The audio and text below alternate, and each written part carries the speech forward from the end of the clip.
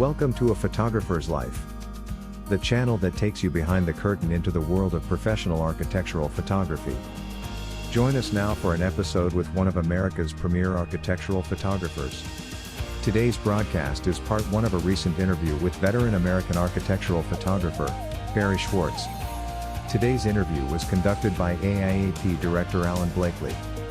We hope you enjoy the show. If you do, please let us know by liking this episode and subscribing to this channel. Now, on with the show. All right, we'd like to welcome you to this podcast for AIAP, A Photographer's Life. And today we're talking with Barry Schwartz from California. Barry, welcome. It's a pleasure to have you. Pleasure to be here. Barry's a successful architectural photographer and does some teaching. And I think we've got a lot to learn here today from Barry. And so with that, Barry, let's kind of jump into it. And I'm curious to know just how you got your start and how you became the architectural photographer that you are today. Oh, thank you for asking. I have some slides, so I'm just going to do a screen share. So this is my current life, such as it is. The main thing I do is photography. By far the main thing I photograph is architecture. Mm-hmm. I do all of this plus landscape architecture, which is a lot of what I've done this year. And I purposefully made a move to do that for a variety of reasons, and we can talk about that later. Sure. I also do these workshops. I've taught a college class, and I've done a little bit of writing. These are in the order of how much time I spend doing things. Okay. So my first real camera, as so many people's first real camera, was a Yashica mat. Wow. I loved photography from my teenage years, but I never believed I could make a living. So I had a long career in construction and design, was a general contractor, did a lot of design. You'll see there, laborer, plumber, drywall, carpenter. That's a standard route for a lot of people. Mm-hmm. And then I got carpal tunnel from holding a screw gun for 10 years. Yeah. Not uncommon. So I had to find something else to do. And along the line, along the way, I'd taken pictures of my work. Oh. So I had a small portfolio, which I used to get more jobs. I was primarily building kitchens, installing pre-made cabinets, mostly high-end stuff, like $100,000 worth of kitchen cabinets. Okay. Wow. Yeah. So they were fairly intense jobs. And then I was also doing some work for some contractors, local contractors in Los Angeles, where I used to live. And I showed them these pictures, and they would say, well, we need pictures. All we have is these little 4x5s we take with a point and shoot. Wow. And that started to happen just as my wrist went bad. So over a period of a few years, I made that change. Okay. Wow. Yeah. So I'd always been in the trades. I'd always been around buildings. I kind of knew how to shoot buildings, or I learned on my own, shooting my own work. Okay. But along the same time, I was also doing some writing. So there was a show which hasn't been on the air for many years called Homes Across America, or as I like to say, Homes Across America on HGTV. So I wrote segments for them. Oh, okay. Wow. I wrote a piece for Fine Home Building, a couple pieces for Fine Home Building, house, Victorian house that got really reworked in a big way, resuscitated, not changed, in Santa Cruz, where I was living at that time. I've done lots of interviews and profiles, all those kinds of things. And I did a little bit of design work. And what I found is that the design work proved to be incredibly valuable as a photographer, because I understood what magazine editors wanted, what even corporate art directors and communications people wanted in firms. And in addition to that, I discovered over years that lots of designers go back and forth between being photographers and being designers. Oh, interesting. Yeah, like editors, at least in the editorial world, it's very common. Okay. So here's how I learned about business. When I made the smart move, which I didn't know how smart I was, when I decided to turn pro, was to discover ASMP, which is still the largest trade association for photographers. Right. I got very involved. All these things you see here, I was involved in as a kind of what they call leadership. But in addition to that, there were a couple books that got published, and I was very involved in that. And one of them was the ASMP Guide to New Markets in Photography, where I did 32 interviews. That was done in 2 months. We had a date. We had to have this thing turned in by, and for a variety of reasons, we weren't given the go until 2 months before. Now, I got paid for this, so that's good. But my Lord, it was very intense. But I got it done. Yeah. It was quite a timeline. Then I'm also a member of all these organizations down here at the bottom, including PEN, which is a writers organization. And one of the reasons I bring up ASMP is because I don't think I would have survived in business without ASMP. That was primarily the focus about what the organization does at the local and in the national level. I'm not involved with ASMP any longer, really, in only in the most peripheral ways, but I was very involved for a long time. Yeah, I think for those that are watching this who don't understand ASMP or the impact that it's had over the years, it'd be worth taking a look at asmp.org. It's an organization that for many of us was pretty fundamental into getting into business and staying in business. Yeah, and it goes back to 1944. It was started by Life magazine photographers who were tired of not being paid for their work, and even more than that, losing control of their work. So that the licensing came out of that for photographers, which hadn't really been a thing before. And so the fundamentals were all there, kind of in place after the 40s. Yeah, originally the American Society of Magazine Photographers. That's right. And then and then morphed into American Society of Media Photographers. Yeah, I think APA went through a similar thing where they had to change their name. It's sometimes you think, well, why don't you just change, because it doesn't make much sense anymore, but it's too late. It doesn't really matter. Nobody ever says American Society of Media Photographers. Not ever. They say ASMP, and nobody says for APA. I think it's American Photographic Association. Forgive me, APA members, for not remembering what it stands for. Okay, so then should we have a look at some photos? Let's do that. Yeah, let's all right. So I just wanted to mention that the ASMP resources are available online. We don't have any affiliation with ASMP, but I don't have any problem promoting the resources that are available for photographers there because they're so valuable. Yeah, some of them, in all these ASMP, APA, and NPPA, they do have certain things that are available for free.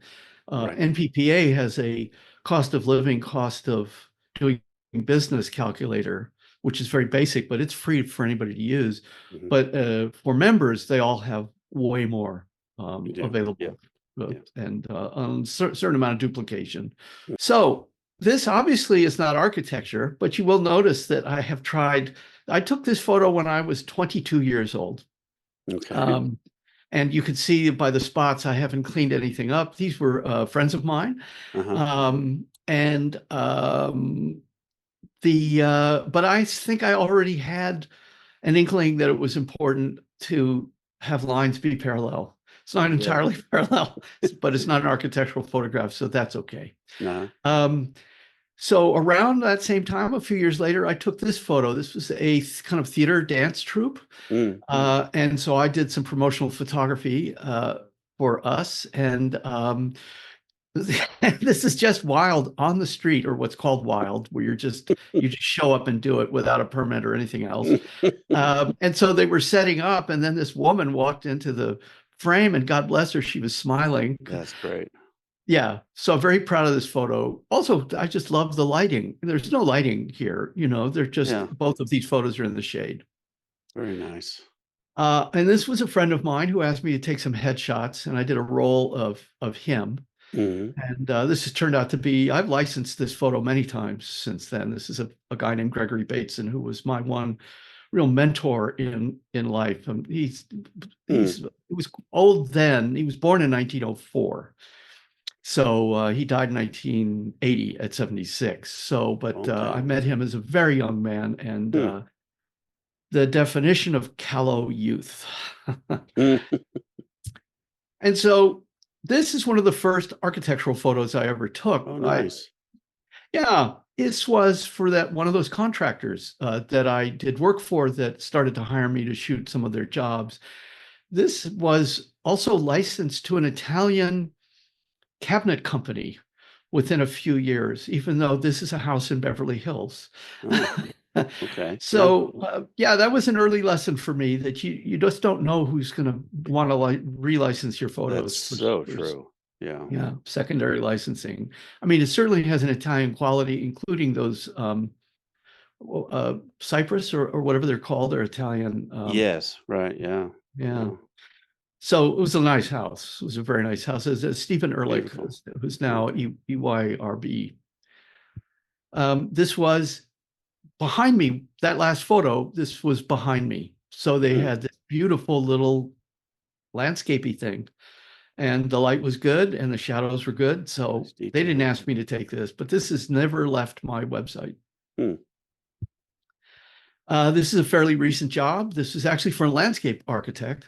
Oh, okay. This is a building in South San Francisco.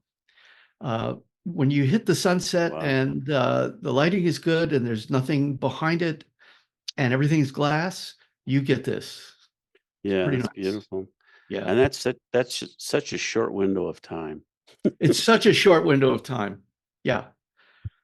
This was also in Beverly Hills. That's very nice. Yeah, this was, so one of the things that I kind of knew, this was a company, this is Marmol Red Zener, design build company, and they, I think they did do a design build on this. They do a lot of just architecture. I was hired to get them into Architectural Digest, and this project did go into Architectural Digest, but they, as they often do, hired their own photographer. Yeah, that happens frequently. It happens frequently, and you can't take it personally, but my job is always to be part of the marketing team, and it was to get them into Architectural Digest. So that was a successful project. Sure, and you know, if I use this and they use it on their website, well, no problem. It's a beautiful balance. Yeah. Yeah, it was just, again, you need that right moment there. You get, maybe particularly in LA where it's the desert, it's dark very quickly. So you get 20 minutes, maybe a half hour where you can get this. And well, yeah, and the balance that you have there with the sky, the density it is a extremely short window, you know, just a few minutes. Really short. Yeah. It does help to know how to layer photographs. Right. And do blending and some post.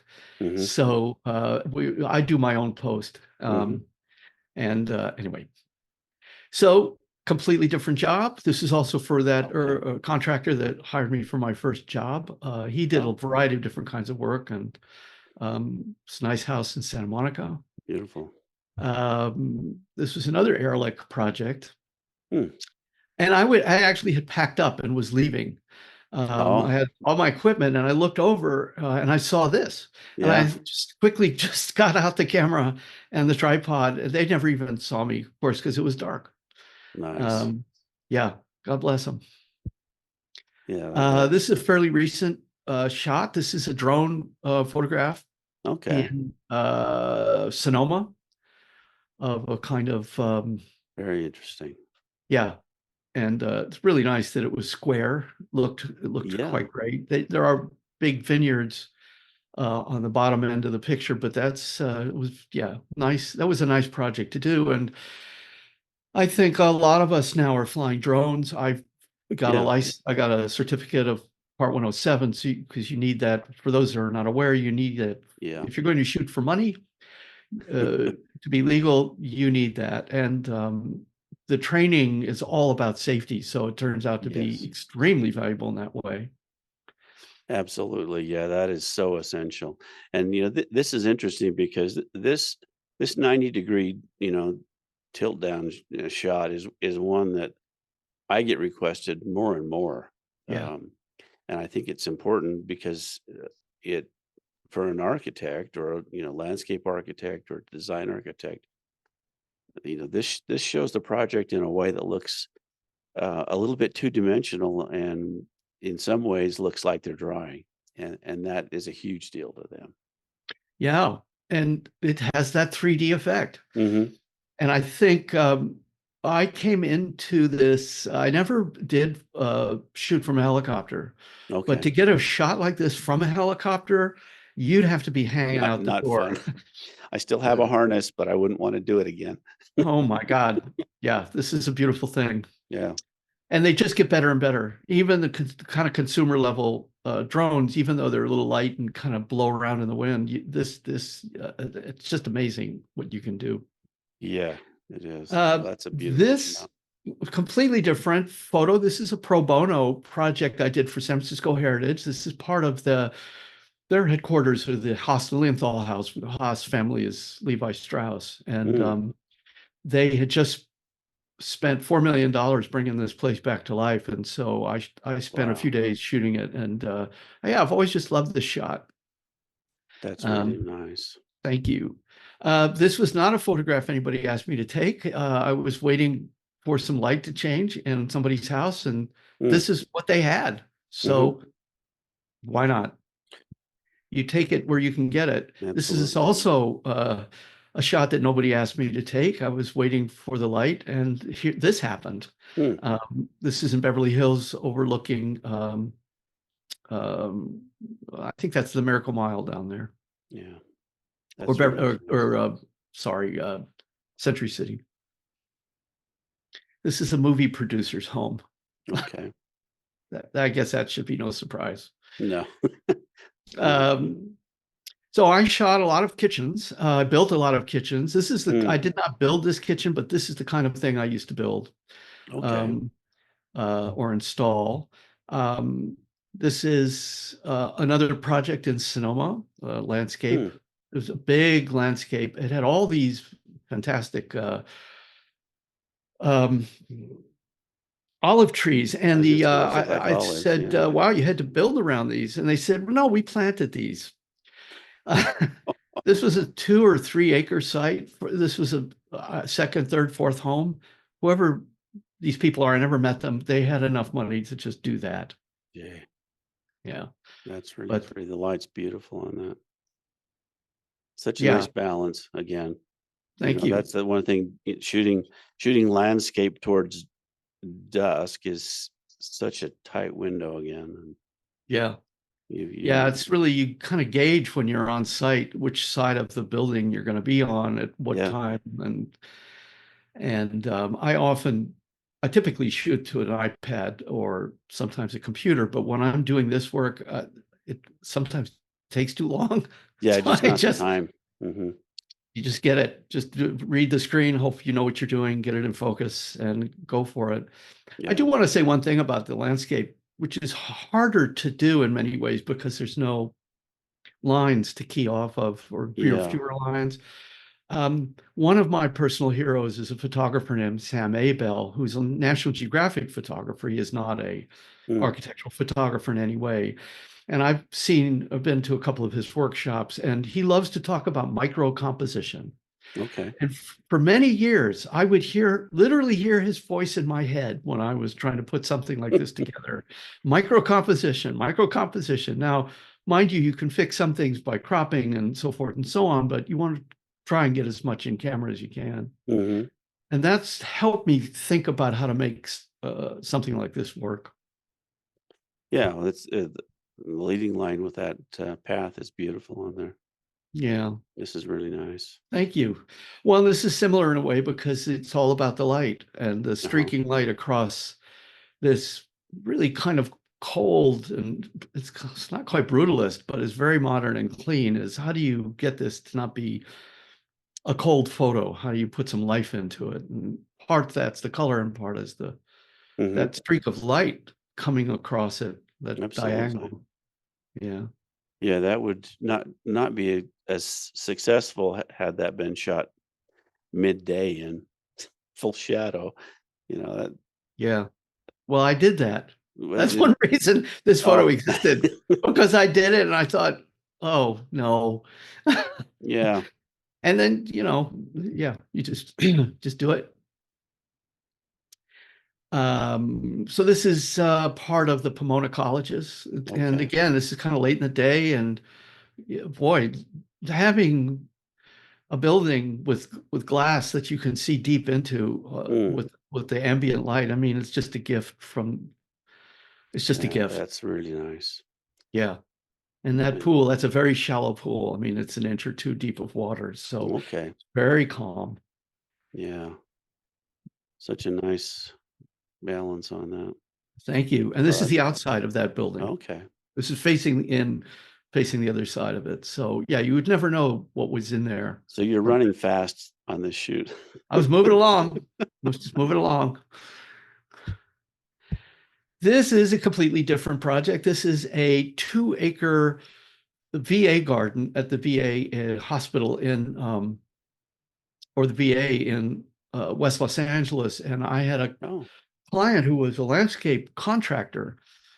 And this is Fletcher Studios, who I've done some work for. They're based in San Francisco, but they didn't hire me to do this. He hired me to do this. I followed this project all the way through demolition to the finished work. And yeah, it's very pretty, just beautiful. And the problem, of course, always with landscape architecture is if there's planting, it's got to grow in or it just won't look, just doesn't look. yes, yeah. This is a project here in Napa where I live. So this is a Okay.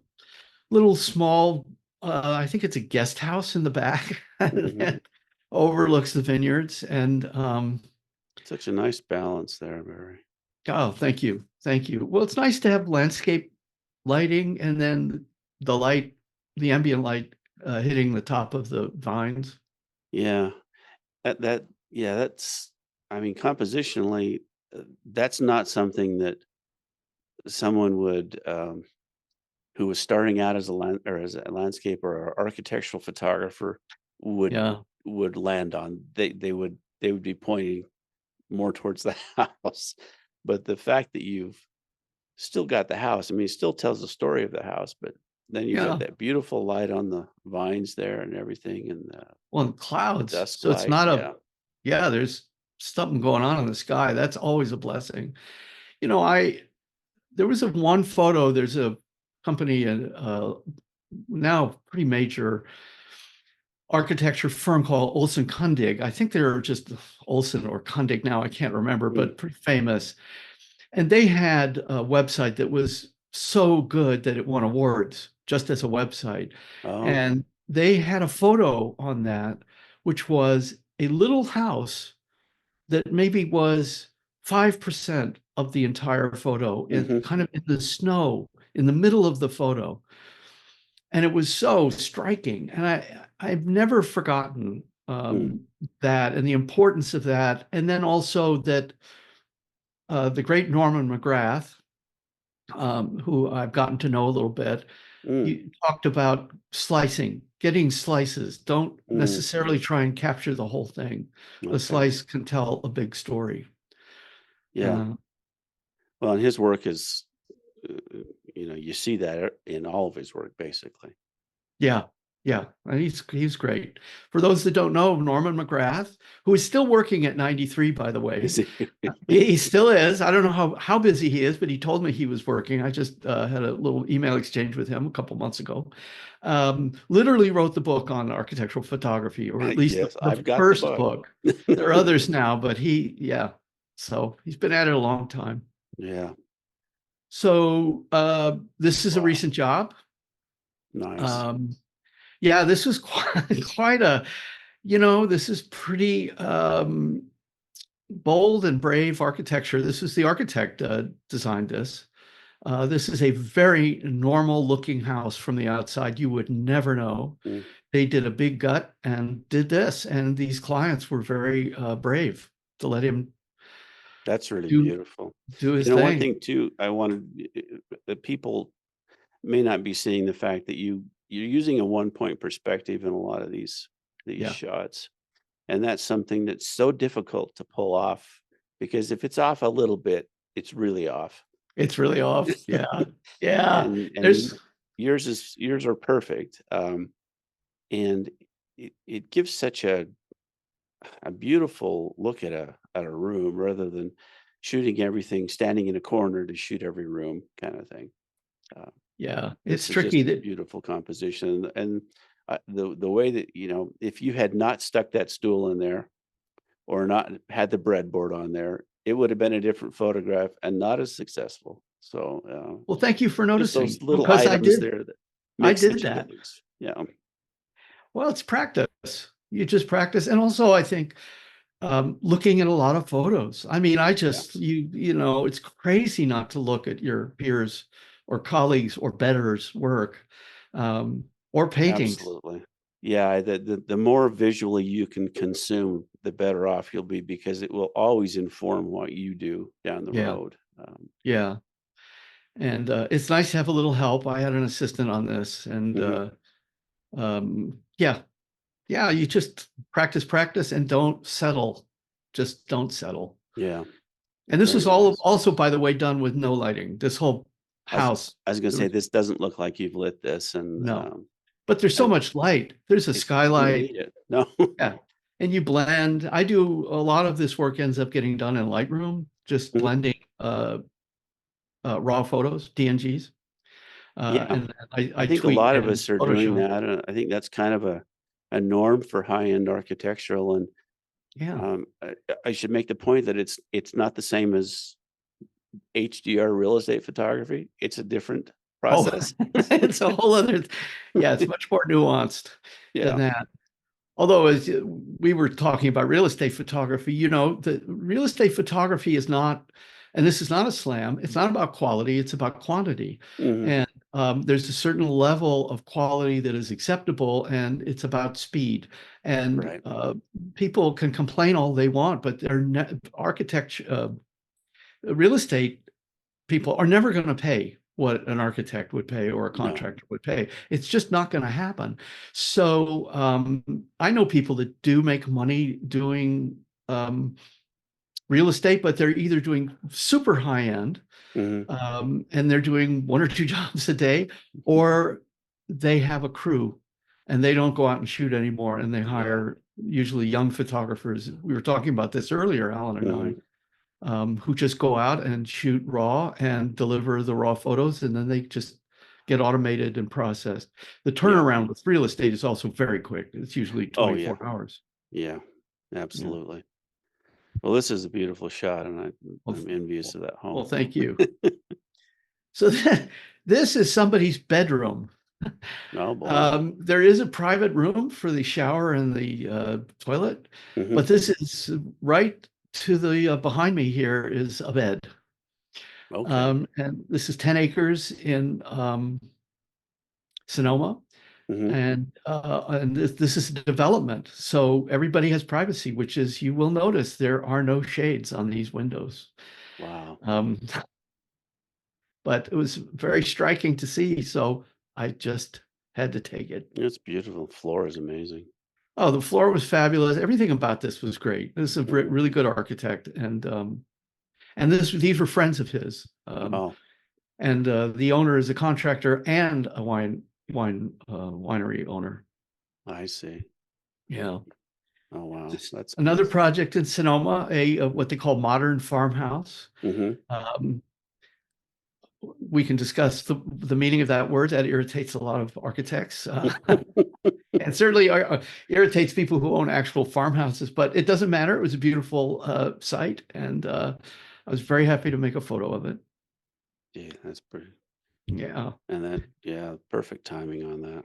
thank you. This is that overhead shot, that straight down photograph. This is the kitchen for that. Oh, okay. Yeah, just modest, And you've small. obviously pumped some light into here to balance that. I didn't. Is that right? Oh, wait a minute. No, I did. I'm sorry. I I did. I I did. thought I saw I just a little bit of evidence of light there, but Yeah, no, I forgot. Yeah, there is evidence of light. And yeah, when I like rooms like this where there's so much light pouring in, it's so hard to get it balanced if you don't use light. And so I have what I call China balls. They're kind of a yes, thing yeah, from, yeah. So it's basically that's what just a I big use. round light. I run it up to the ceiling, Hmm. and it's just a big broad light. And if you use two of them, it spreads out so it doesn't look too lit. Yeah, Uh, that's a very natural way to light. yeah, That's what I use, and um, yeah. We can thank the beautiful. movie business for that. Yeah, exactly. Yeah. That's where I first saw those. Yeah, I think it's where a lot of people saw them, and they're not terribly expensive. And No. boy, I mean, in the movies, what they used to use were the Japanese lanterns. Uh-huh. And then they would catch on fire Exactly. because the But they lights were were so cheap. hot. So they finally started manufacturing them. Yeah. Anyway, moving on. This is another house in Los Angeles. There's a kitchen is right behind me. Just a really beautiful, this is marble red Ziner also. They have a certain kind of look, but it works. And the care you've taken in composition on this, I'm just noticing just how careful your perspective is here, that the joint on the handrail lines up with the corner of the wall there. Oh, well, And I don't know if I can take credit for that, and but thank you. the joint of the staircase Yeah, stretcher and everything. yeah. Yeah, Well, you have to think about all this those stuff. things. Yeah, you have to think about those little details, because if they're off, Yeah, the whole nothing comes together, and yeah. And this comes together thi perfectly. and there are things you cannot fix in post. You just can't. No, And yeah, you just got to get it as much in camera as you can. it's a beautiful And shot. I also think too that at a certain point, when you've done this a long enough time, or Hmm. your unconscious kicks in and kind of Yeah, saves you from yourself. yeah. There's things you just don't have to think about anymore, I believe. Yeah. That you Uh, just you do it because you see things a certain way, and things come together. So yeah, yeah. And you get a sense of what is balanced and what isn't. And I think that also comes from looking at a lot of other people's work and yeah. painting, just what we were saying before. Here's a photo I took walking my dogs. Oh, This wow. was a kind of a walk area in Marina del Rey, kind of a high-end area, and they had I public see. parks. Gee. There's houses on both sides of this, and I saw this and I just couldn't believe it. And I always have a camera with me when I was walking them, and Hmm. had a wide-angle lens, and just there's no tripod here. I just took it. That's a beautiful shot. Yeah. Yeah, it's really just lucky. Hmm. This is a house that I was hired to shoot the kitchen. It is on Blue Jay Way, and for those of people who are Beatles people, Hmm. there's a song about Blue Jay Way, and the house that the Beatles wrote that song about when they were on tour is next door to this house. Okay.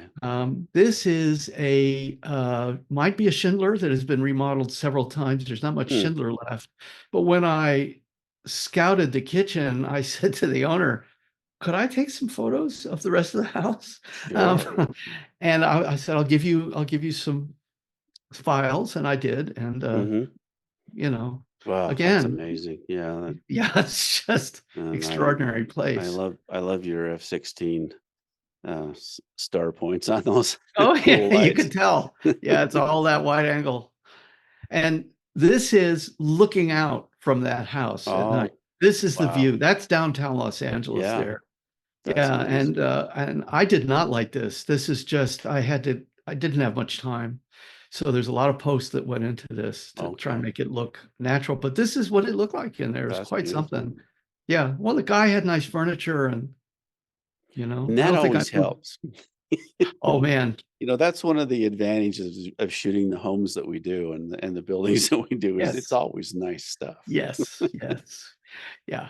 That's it's much harder to make a mediocre building look good. You can certainly take a really beautiful building and make it look bad, but that's not a sign of your quality as a photographer. Excellent. So this, yeah, so this was, I was hired by the interior designer, and this was a nice house. This is a very, very famous Beverly Hills divorce lawyer. She handled many famous people's divorces, and she collected photographs. There were fantastic rock and roll photographs all over this house. God bless. Interesting. Yeah, a lot of black and white. And that looks like a lot of time staging in that last shot. Oh, this one, I didn't do very much. Oh, really? No, I kind of made the pillows look good. This was the way it is. You know, these people have houses like this, they tighten up.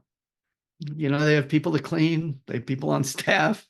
I may have moved a little bit of something here and there, but just perfect. Yeah. You just, again, it's a gift. You just take it. Yeah, I did move a few things around, but no, there wasn't much staging. I did not have an assistant on this project. So when you don't have an assistant, time is of the essence. Yes. Yeah. This is actually that kitchen I just showed. This is outside the door of that kitchen. Oh, okay. And there's no staging here other than moving those things around. So, and I worried a little bit about how bland or boring it might be, but then I realized, no, this is just pure. That's a pretty shot. Yeah. Yeah, it's a pretty shot. Nice view for the guests. I'll say. Okay, so now we're into some other things. I do shoot other kinds of work, and I got hired to shoot a factory-built house. Oh. And they wanted me to shoot the house being built in a factory. And then the photos were going to go into a magazine, and the magazine was going to get given away at a convention in Los Angeles. And so one of the things I was hired to shoot, they on the shot list was this entryway. And they were scrambling all day to get this done. And so I was just kind of setting up. I had an assistant on this project, and I had two cameras. I had a kind of camera that I used for doing documentary work, which was not on a tripod. And then I had another one on a tripod. Okay. And I was setting up the tripod for this, and then this happened in front of me. And I just kept whacking away, know, at it. And it was like another gift. Yeah. Right? I couldn't have set this up better for these people. No, this is great. Yeah. So I just love this photo for that reason. So I got hired by an architecture firm, MG2, to shoot their offices, but also shoot the culture of the office and portraits, not even portraits. So this, I'm sure we've all done this. This is a kind of an editorial approach. It's an editorial approach, but it's completely set up. There's nothing natural, organic about this. I said, is this a table where you all sit around and work? And they said, yes. So the lead architect is the guy who you see the least. The attractive younger people are who they wanted to foreground. So I said, well, act like you're talking about this set of plans. And I just stood over them and shot. It was like an editorial photograph. I was off the tripod, and off we went. And because the lighting was so hideous, I turned it all into black and white. Because the skin tones, it looks so right in black. It's the only way to save the photo. Yeah. This is also another photo I was not asked to take. I was shooting for landscape contractor, and walked into this school, and this guy was doing this, and I just, it's a gift. That's and amazing. I do think that, architect, I'm sure you've done this too, Alan, because we're so attuned to lines and parallel lines. It doesn't have to be like a proper architectural photograph to be effective. Yeah, it's such a graphic image that you'd certainly be attracted to shoot something like that. That's wonderful. And it's part of the design training as a designer too, that you get to see this. And That's wonderful. This is similar. I was hired to photograph. This was a gigantic 10-acre site in West Los Angeles where, for those who know, real estate is not cheap. This is an animation studio, a gaming studio. I've forgotten the name of it. Forgive me. But for those who are not aware, the gaming industry is a bigger industry than the movie business. And they had bought this site and were building some new buildings, but also resuscitating some old buildings. And I was just hired to wander around and take photographs. So again, this is not on a tripod. I did some tripod work, but it's a gift, you know. Nice. And it's lines again, all those lines. Yeah. That's great. So this has nothing to do with any of those things. So when the shuttle, this is when I lived in Los Angeles, the shuttle, which was on its way to downtown LA for its final resting place. Right. This Randy's Donuts was 4 blocks from my house. And this thing was going down the street. And there's 7,000 people out there. And I just went out with a tripod and a ladder. And I'm up about 7 feet. And here's this shot. It's just so outrageous. Within, I would say, a half an hour of the shot, this thing got towed over the 405 freeway by a Toyota truck to be used in a Super Bowl ad. Oh. No, that's wonderful. So this is a travel photo. I was in Florence on a kind of honeymoon / long delayed vacation, and we're in the Pitti Palace. You know, here's this beautiful Italian light with Italian paintings using the same kind of light. It was just a gift. You know, this was shot with a little Fuji walk around X2. You know, anyway, this is in London in a train station. This is the train station. You know, once an architectural photographer, always an architectural photographer. Yeah, you end up shooting things that people are wondering, why is he shooting that? Yeah, why you do that? It's just great.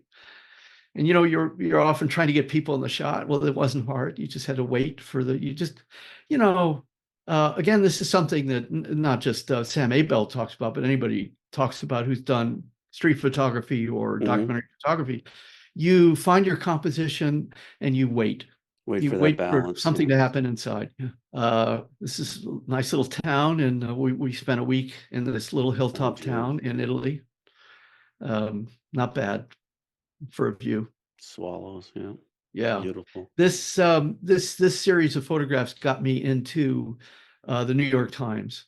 During the pandemic, they stopped assigning photographers because nobody was traveling. And they put out a call for people that had essays and who could write. And I had spent a week in this little town with my wife and just shot the hell out of it because I really don't do travel photography, but I thought, well, why not? Sure.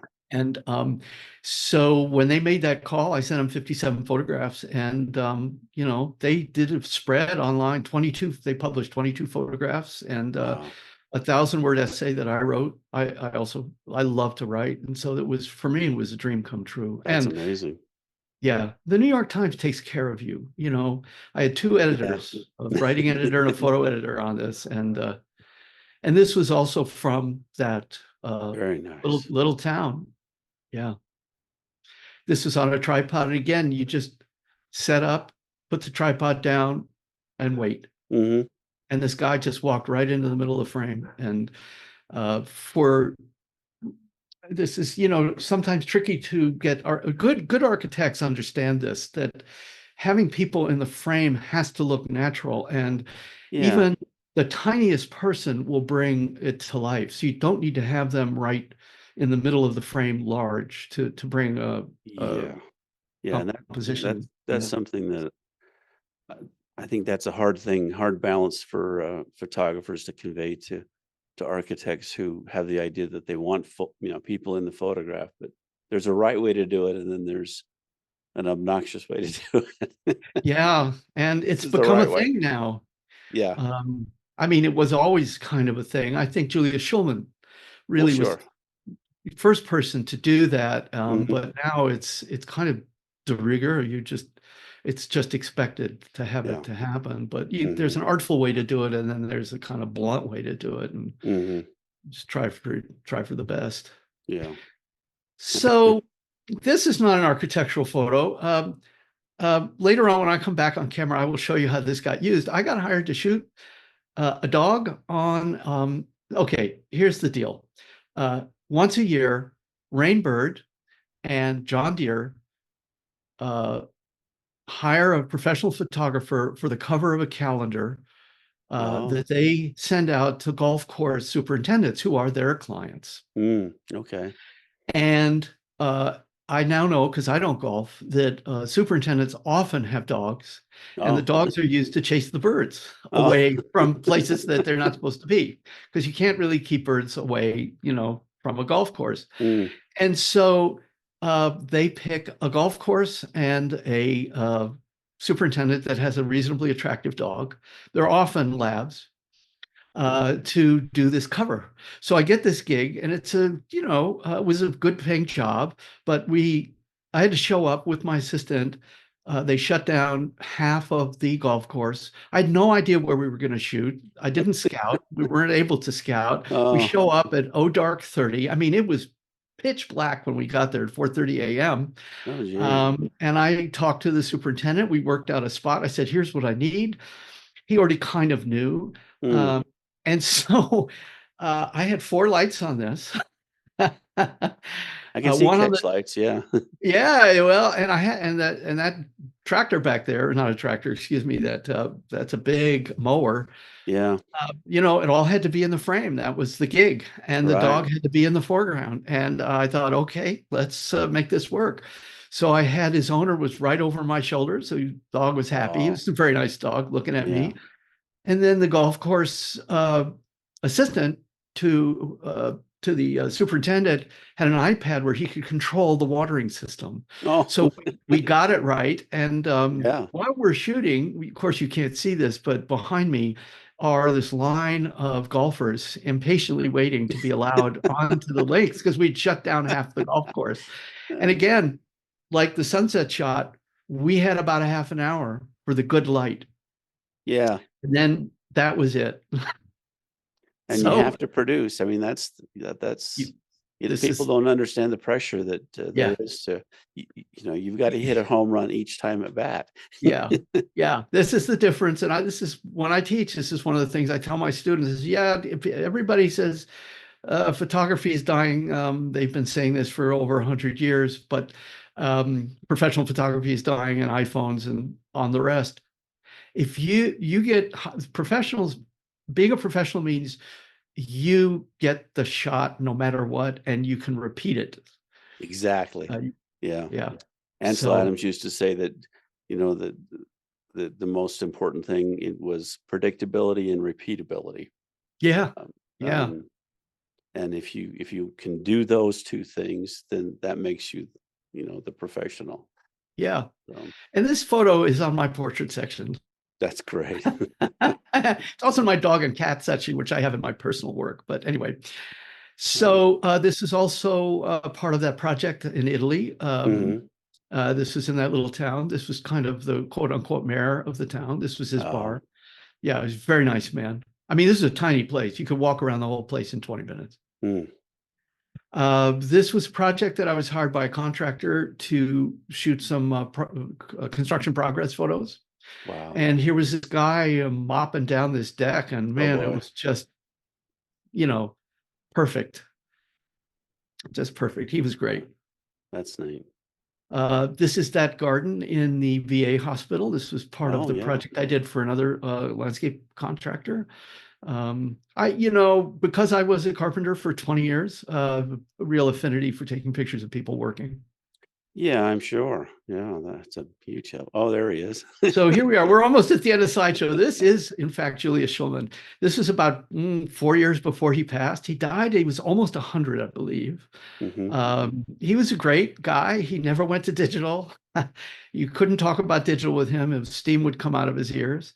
But I was part of a tour that visited him in his house and office. And I got there early with another photographer, Mark Darley, who was an architectural photographer. And we were just hanging out with him. And then this group of people came and he just turned into a showman. Yeah. He was a very lively guy. He was a very personable man. And yeah, so got lucky. Huge impact on the industry. Yeah. Huge impact on the industry. So I never assisted. A lot of people assisted before they turned pro. I didn't have the brains or the wherewithal to do that. I just never did it. Part of me regrets it. So occasionally I would get asked to find an assistant for someone, partly because I was the president of the ASMP chapter. People would contact me. Sure. Yeah. And then occasionally I would just take the job. So this is a woman who's, I'm sorry to say, passed away. This is Karen Kohlberg. She was a wonderful person. We spent 2 days at this house in Venice, and she's about to take a portrait. I'm going to show you that photo or the setup that she did in just a second here. But one of the things that she did was she had very simple lighting. I had never really learned to light properly. It took me a long time, because I never assisted. So I never learned to light. She would, we rented these lights. I think that's my light stand. And she would just point them at the ceiling. And in these very modern contemporary houses, everything's white. So you just bounce and you get this beautiful soft light. Yeah. So this is the photo she was setting up. This was for a German Geo, maybe. I'm not actually, it was an architectural magazine or something. She was mostly shooting architecture, but you do have to be able to shoot people for some of these. You do. Yeah.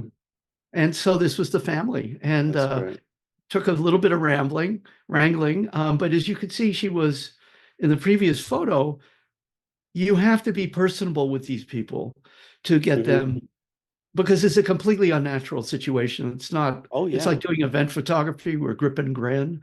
Except a little higher end. But she was great. It takes some real skill to make that happen. Yeah. It doesn't come naturally. Not everybody can do it. No. It's great to see dynamite heads. It's something, isn't it? Yeah. And you also just have to crank up your people skills and your theater skills. You know, you'll notice there's a lens there. I mean, I didn't set this up. You know, she's got a lens on the table, and off we go. Yeah, she was just great. That's great. So now this is Norman McGrath. This was another situation where Norman asked me to find him an assistant, and I said, "I'll be your assistant, Norman." Okay. And there was not any lighting to be done. So the brief background here is, across the street is the a mall, and inside the mall is what used to be the Kodak Theater, where they do the Academy Awards. Right. Yeah. When Kodak went down, the naming rights went to Dolby, and so Dolby flew Norman out from New York, business class, or I believe first or business class, to take one photo of the front of this thing.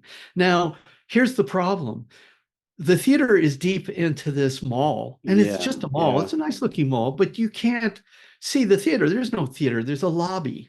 Right. And what was happening here was that Dolby had closed down the street, and they had built a little stage, and they were having dignitaries and politicians and people give speeches, and Cirque du Soleil, which was using the theater every day when the Oscars weren't using it, was going to do a little performance on the stage. So Norman and I here and a whole group of other people are on top of the Jimmy Kimmel Theater.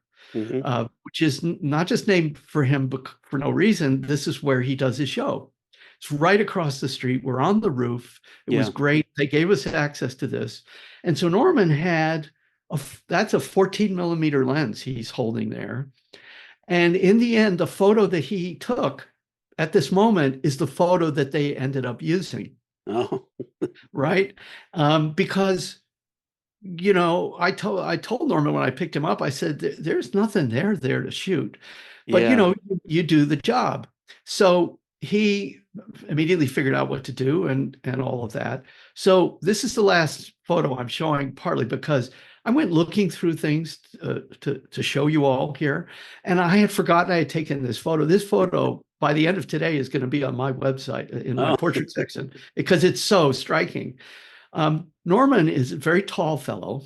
I'm going to go back one.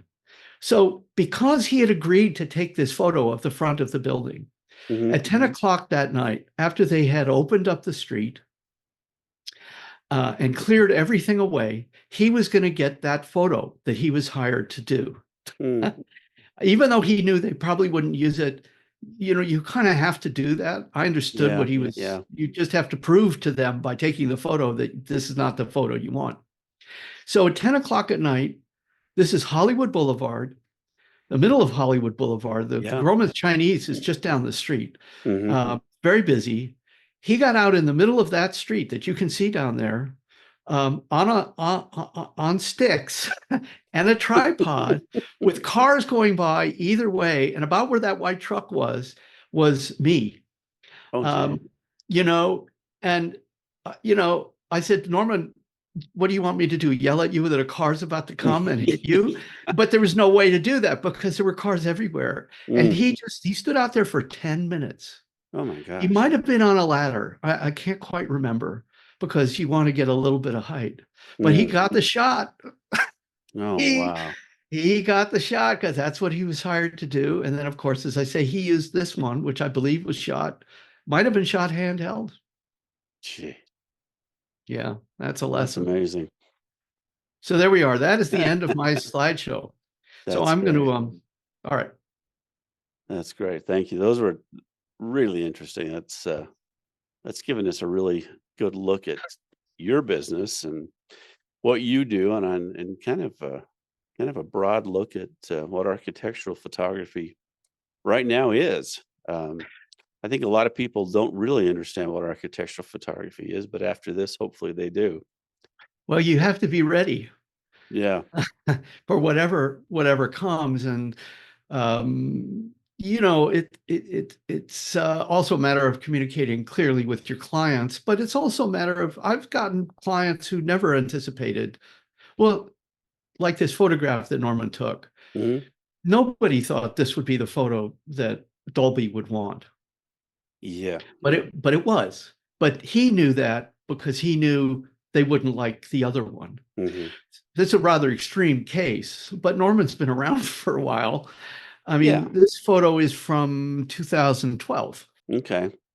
But that's a common thing, though, isn't it? In business, I mean, at this level of architectural photography, is that a client asks for something, and you generally will appease them, but then you'll give them what you think they really need.